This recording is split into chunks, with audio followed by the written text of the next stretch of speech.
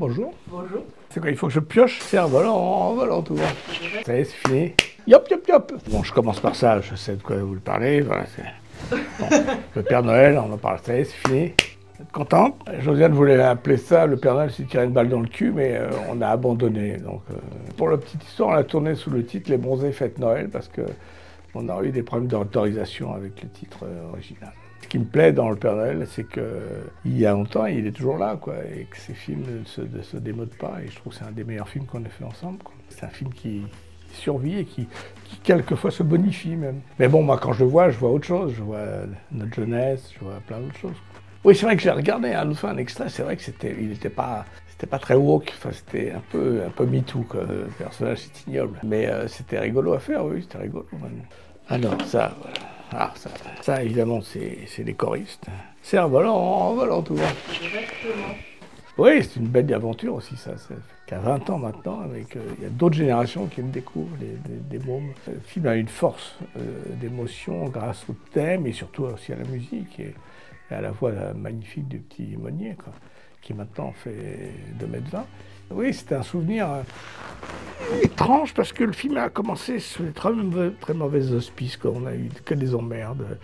Il y avait la canicule, il y avait la grève des intermittents, il y avait un acteur âgé qui n'a pas pu jouer, qu'on a remplacé. Christophe, c'était son premier film, il a un peu pataugé pendant une quinzaine de jours avant de prendre vraiment la direction des trucs. Et puis ça a été magique, quoi. C'est-à-dire qu'on est parti de Clermont-Ferrand pour terminer à Los Angeles aux Oscars. C'était fou, quoi. C'était surréaliste, parce qu'on avait fait des Césars, on s'était fait bananer comme prévu. Et on a pris l'avion et le lendemain, on était aux Oscars. Donc on est passé d'acteurs français à des acteurs très très connus. On voulait que je leur raconte que j'ai été pissé avec Clint Eastwood et que j'ai croisé dans l'ascenseur Morgan Freeman. Puis voir Beyoncé chanter Voix sur le chemin, c'était quand même surréaliste, quoi. Ouais.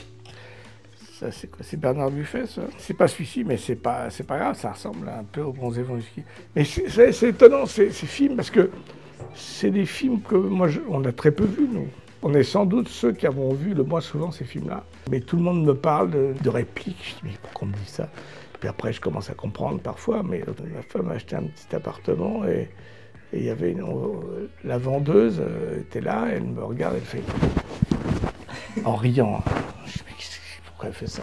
En fait, j'ai compris que c'était le Scrabble qu'on balance dans le début avec Josiane, mais c'est fou comme les gens sont accaparés ces films-là, font partie de leur quotidien, de leur vie. D'ailleurs, on a malheureusement eu la démonstration il y a peu de temps que les gens ont fait partie d'une famille, quoi.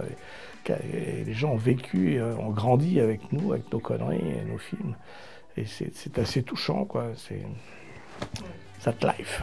Il y a eu beaucoup de polémiques sur ce 3. D'abord, si le film était complètement nul, on n'aurait pas fait 10 millions. Mais moi, je trouve qu'il y a des défauts dans le film, comme il y a des défauts dans les deux premiers, surtout le premier, je trouve. Mais ne serait-ce que la scène où mon fils vient m'annoncer qu'il va se paxer, rien que cette scène-là, je la trouve que le film existe. Et puis il y a plein d'autres choses que les gens vont redécouvrir au fur et à mesure. Nos films n'ont pas été des films tout de suite acceptés. Ouais, il y a plein de conneries dans le film qui sont cachées. Et puis je trouve que le personnage de Christian est formidable. Alors peut-être que Marianne, c'est peut-être un peu trop. Mais le couple qu'on tient avec Josiane, je le trouve très sympathique. Et Christian est super. Thierry aussi, et Michel, qui avait accepté de faire ça, alors que ce personnage de Jean-Claude Duss lui pesait un peu, même si c'était lui qui l'avait créé. Il a accepté de le faire vieillissant avec ses perruques et tout. Et lui, il n'était pas content de ça, mais je trouve que c'était quand même vraiment bien qu'il osait faire ça. Ben bon, mais c'est vrai qu'on avait vieilli, donc forcément, c'est moins sympathique des vieux cons que des jeunes cons, quand même. Ah, il y a les rillettes du Mans. Voilà. Ah, et Monsieur Batignolles. Je pense toujours des personnages en me disant qu'est-ce qui me serait arrivé si j'étais ce personnage? Qu'est-ce que j'aurais fait en 1942? Est-ce que j'aurais été collabo, résistant ou attentiste comme les 3/4 des gens? Batignolles, c'est une manière d'essayer d'explorer cette période que j'ai pas connue, heureusement, mais que mes parents m'ont beaucoup parlé, mes grands-parents aussi. C'est un truc qui a marqué les Français. Là, moi, je tourne Les Enfants de la Résistance avec Christophe Baratier. Et c'est fou de voir les officiers allemands, les drapeaux nazis, tout ça, c'est un truc qui nous a beaucoup parlé, par les films et par tout ce que ça a raconté aux gens. Et puis souvent, tout ça s'oublie et les gens entendent l'histoire de France, l'histoire même. C'est important l'histoire, parce qu'on ne conduit pas bien si on n'a pas de rétroviseur. Alors ça, c'est quoi ça? Vous aviez un béret dans la 7e compagnie, Clair de Lune. J'ai fait tellement de choses, j'ai eu beaucoup de bérets. Ben oui, je fais le français ordinaire, confronté souvent à de l'extraordinaire. C'était une comédie, c'est un des premiers, on n'avait pas encore fait Les Bronzés. J'étais un peu jeune, on me balance le beau-frère de Mondi et l'amoureux que j'admire beaucoup, mais il était très dur avec moi. Je me souviens, c'était un des tournages où c'était dur. Puis après, ça s'est arrangé, mais ça fait partie de ces films aussi qui restent. Il est toujours diffusé, rediffusé. C'est drôle, il y a des films comme ça qui perdurent alors que d'autres disparaissent. C'est pas forcément ceux qui avaient été encensés à l'époque par la presse ou par les Césars. Père Noël, on n'a rien eu, on n'a même pas de nomination, alors que je trouve qu'Anémone faisait un rôle exceptionnel. Peu de gens auraient pu faire ça, d'ailleurs.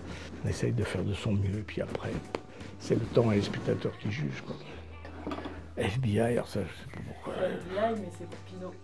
Ah oui, j'ai jamais réussi à faire des films que de comédie, quoi. Donc je trouve que le rire allège le drame, et le drame donne du poids au rire, quoi. Donc déjà sur Pinot, il y avait une espèce d'étude, il y avait quand même quasiment une tentative de viol dans un commissariat, comme dans Ce coup de toujours, il y a un truc sur la pédophilie. Enfin, je réagis quand je fais des films, moi, comme un avocat, quoi, ou un reporter qui se plonge dans une idée, dans un truc, pour essayer de comprendre pourquoi, le comment. C'est vrai que j'ai toujours aimé faire ça, puis j'avais envie de défendre un flic qui n'était pas en blouson à la Belmondo et à la Delon, donc c'était assez amusant. Ah, alors voilà, ça c'est le film. C'est une vraie comédie corse, écrite par des Corses en partie, et tournée en Corse, made in Corse. C'est une comédie avec des ressorts, c'est pas une comédie de vannes, c'est une comédie de péripéties et de plein de surprises. C'est une famille un peu désunie. Moi, j'ai fait des très mauvaises affaires, donc je suis ruiné. D'habitude, on allait en Corse, et puis là, on n'a pas un rond, et donc on se fait prêter une maison par le mari d'une patiente, puisque je suis gynéco, et c'est une très mauvaise idée, parce que le mec a fait que des conneries en Corse, il a volé des gens, il a usurpé le permis de construire. Enfin bon, le principe, c'est des gens qui mettent le doigt dans un truc où il fallait pas, quoi. Et c'est d'emmerde en emmerde, et c'est ça qui me plaît bien dans le côté comédie, mais pas que. C'était vraiment une immersion avec en plus la dérision et l'autodérision qu'ont eu les auteurs sur le film, c'est qu'on rit des clichés, mais c'est assez réjouissant, quoi, le principe, avec des tas de péripéties et de rebondissements. C'était d'ailleurs au départ une pièce de théâtre qu'ils ont transformée, donc il y a ce côté un peu huis clos. C'est assez réjouissant, avec plein d'acteurs corses aussi. Ça c'est quoi ça? Tandem. C'est un film assez à part dans ma filmo, mais c'est un film qui me tient beaucoup à cœur, que je trouve absolument magnifique. Je crois que c'est un des meilleurs films de Patrice. Et cette rencontre avec Jean Rochefort était éblouissante, quoi. Moi, je veux dire, j'ai revu un petit bout l'autre fois, je veux dire, ça tient le coup aussi encore. C'est un film très nostalgique, très mélancolique.